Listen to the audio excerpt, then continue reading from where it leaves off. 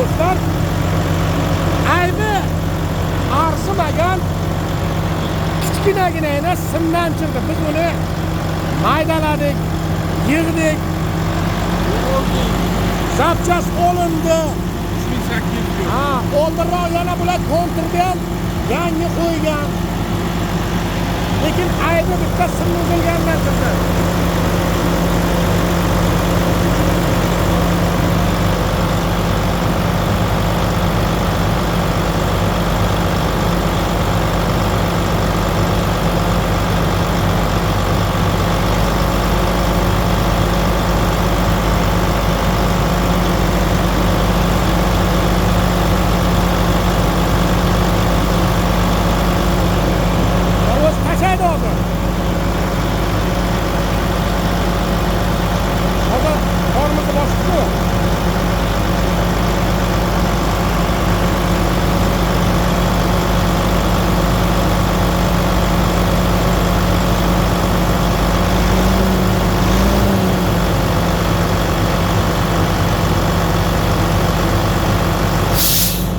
Mana do'stlar, ishladi.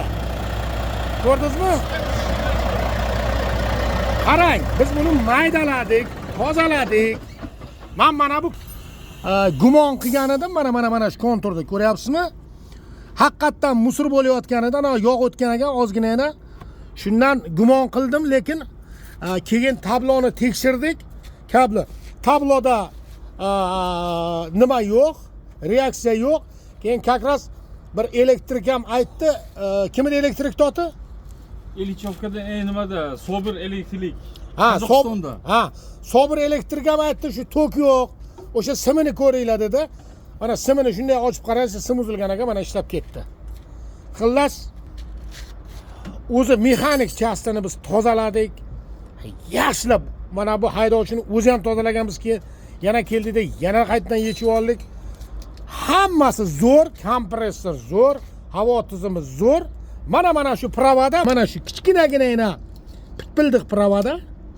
Mana hozir nima qildik? Mana izolyatsiya qilib, bo'lma, chiqaraman.